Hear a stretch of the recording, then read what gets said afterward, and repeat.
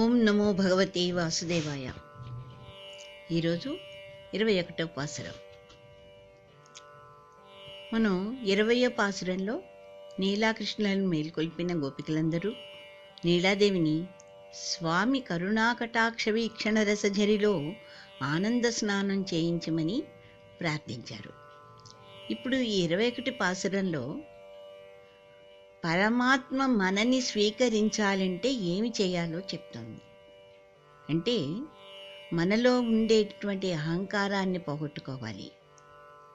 ఇది ఒకటి గనక పోయినట్లయితే కామక్రోధ మోహలోభ మదమాత్సర్యాలన్నీ కూడా పోతాయి. ఎప్పుడైతే అవి పోయాయో మనలో భక్తిభావం కలుగుతుంది. ఇప్పుడు పరమాత్మకి మనం దగ్గరవుతాం అని తెలుస్తోంది ఈ పాసురంలో. ఇంకా ఈ నందుని యొక్క పశు సంపద గురించి చెప్తూ ఆ పశు సంపదని ఆచార్యుల వారి యొక్క ప్రవచనాల గురించి, జ్ఞానం గురించి చెప్పేటువంటి విధాన్ని కలిపి పోలుస్తున్నారు. అదేంటో చెప్పుకుందాం. ఇందులోనూ పశు సంపద అంటే ఇక్కడ ఆవు పాలు ఏకధారగా ఇచ్చేస్తున్నాయట ఆగకుండా. ఆచార్యుల వారేమోను శాస్త్రాలు, ఉపనిషత్తులు, రామాయణం, మహాభారతం మొదలైన కావ్యాల గురించి ఉన్నటువంటి జ్ఞానాన్ని ఏకధాటిగా చెప్తున్నారట. ఈ రెండింటికి ఎలాగంటే, ఆ గోవులు పాలు ఎలా ఇస్తున్నాయంటేట, ఆ పొదుగుల కింద కుండ పెట్టినటువంటి కుండ నిండగానే ఇంకో కుండ పెట్టే లోపునే పాలధారలు పడిపోతున్నాయట. ఇంకా అసలు పాలు పొదుగులో నుంచి వస్తున్నాయా లేకపోతే కుండలోంచి వస్తున్నాయా అనిపిస్తోందిట. అంటే ఏమిటి, అలా ఇలా పెట్టగానే కుండలోంచి పాలు పొంగిపోతున్నాయి, అంటే ఇలా ఉబ్బికి వచ్చేస్తున్నట్టుగా ఉంటుందన్నమాట. కుండలోంచి పాలు నిండిపోయి పొంగుతున్నాయట. ఇంకా అక్కడ ఆ ఆవులకి ఏంటంటే గోపాలురు కానీ కృష్ణుడు కానీ కనిపిస్తే చాలట, అలా పాలు కారిపోతాయట ఆ గోకులంలో ఉండేటువంటి గోవులకి. ఇంకా ఆచార్యుల వారి గురించి చెప్తున్నారు. అదేవిధంగా ఆచార్యుల వారు వేదాలు, ఉపనిషత్తులు, శాస్త్రాలు, రామాయణం మొదలైన వాటి గురించి చెప్తూనే ఉన్నారట. అందులో ఉండేటువంటి జ్ఞానం గురించి చెప్తూనే ఉన్నారట. అనర్గళంగా అన్ని విషయాల గురించి ఏకధాటిగానే చెప్తున్నారట. అదేమనిపిస్తోందిట, అసలు ఇవన్నీ ఆచార్యుల వారిలోనే ఉన్నాయా అని అనిపిస్తోందిట. అంటే అక్కడ గంగా ప్రవాహంలా పాలు పొంగుతున్నాయి, ఇక్కడ గంగా ప్రవాహంలా అనర్గళంగా ఆచార్యుల వారు అన్నింటి గురించి చెప్తూనే ఉన్నారు. తర్వాత ఇంకా మూడో విశేషం ఏంటంటే, ఈ పాసురంలో ఏం చెప్తున్నారంటే, దేవుడు ఉన్నాడు అనటానికి ప్రమాణం ఏమిటో చెప్తున్నారు. అసలు మామూలుగా దేవుడు ఉన్నాడు అంటానికి 3 ప్రమాణాలు ఉంటాయిట. అవేంటవి? ప్రత్యక్ష ప్రమాణం, అనుమాన ప్రమాణం, శబ్ద ప్రమాణం. ప్రత్యక్ష ప్రమాణం అంటే ఏంటి? మనం కళ్ళతో చూడటం, దేవుడిని ఆయన గురించి చెవులతో వినటం, అది.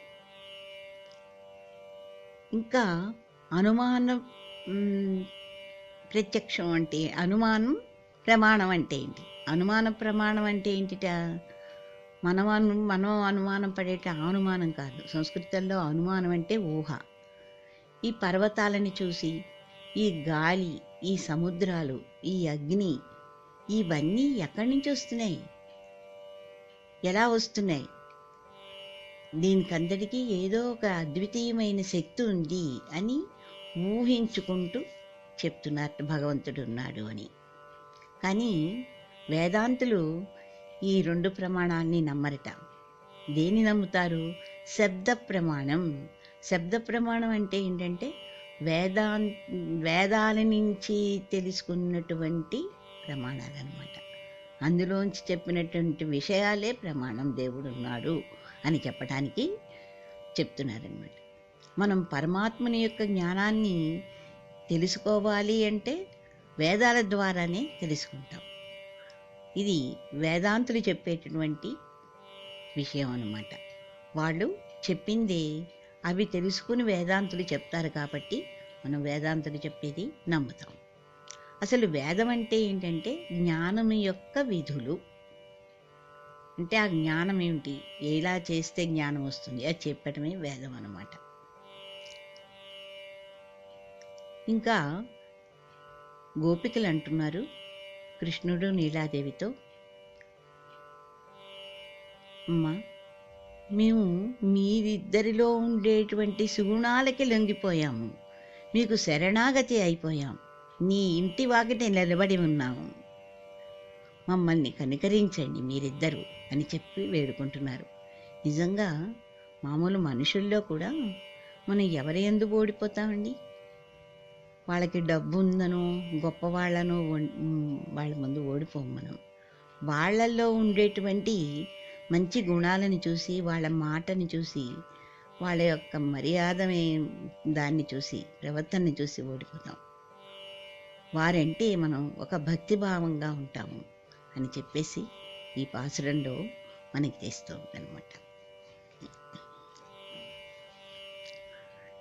ఏ తక్కలంగళ్ ఎదురు పొంగి మీదళిప్ప மாத்தாடே பால் சொரியும் வள்ளல் பெரும் பசுக்கள் அத்தப்படைத்தான் மகனே அறிவுராய் ஊத்தமுடையாய் பெரியாய் உலகனில் தோத்தமாய் நெந்து சுடரே துயிலிடாய் மாத்தார் உனக்கு வலித்துளைந்து உன் வாசற்கண் அத்தாது வந்து உன்னதி பணியுமா போலே పోత్యాం వందోం ఒకడుందు ఏలోరెంబావై. దీనిలో ఒక భావం.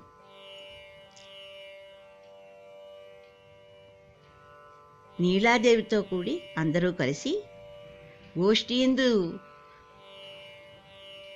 చేరిన నీలాదేవితో కూడి శ్రీకృష్ణుని లేపుటను, ఎత్తియించిన కుండలు పెట్టుటయే ఆలస్యమైనట్లుగా పైపైకి ఉప్పొంగి పొరలుతుండినను ఆపుటో అన్నది లేకుండా ఒకటే ధారగా క్షీరవశములు కురిపించిడి ఔదార్యము గల గొప్ప పశు సమూహములను అనేకములు కలిగిన నందకుమారుని యొక్క ముద్దు బిడ్డడైన ఓ శ్రీకృష్ణ, తెలివి తెచ్చుకొనవయ్యా, దృఢమైన వేద ప్రతిపాద్యుడైన వాడా, ఇంతే అని చెప్పుడుకు అవకాశమే లేని అపరిచ్ఛేద్యుడవే అయినప్పటికీ మా కొరకై లోకమునందొక రూపమును ధరించి అగుపడుచూ నిలిచిన విశిష్టమైన తేజమును కలవాడా, నిదురలేవుమా, నీ బలము ముందు శత్రువులు నిర్వీర్యులై నీ వాకిలి యందు నిలవలేక, నీ వాకిలి విడువలేక